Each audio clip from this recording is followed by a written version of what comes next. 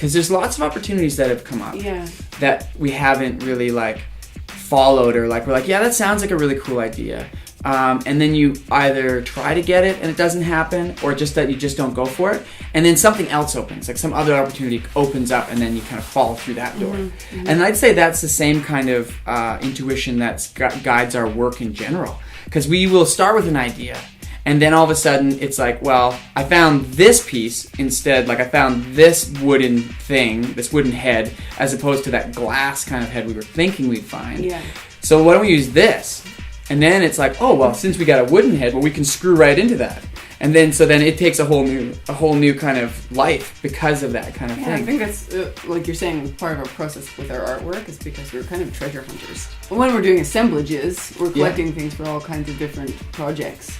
Yeah, always just kind of collecting based on right time at the right, right place at the right time. It's like, oh my gosh, I cannot believe I found this wooden sewing machine, or I can't believe I just found this clawfoot moose leg. Oh my god, I can't. This is the perfect thing. I've been looking for this. I can't believe it just happened to be here. So I guess that also plays a huge part in what the end project is. And having the kind of like the just following that intuition, or following that kind of like that trust of yourself, where you're like, oh yeah, like let's do that, and then you follow that. It's kind of like that thought of people who do improv, like on stage improv, that rule of like, hey, say yes, like not say yes, but be open to it. Yeah, take on whatever proposition comes to you on stage in improv. You can't negate it, like in that you can't accept it. You can change it, and you can take the energy and change that motion of the improv. But for improv to be successful, it's really, really important that you always accept your partner's kind of interplay, whatever suggestion they bring.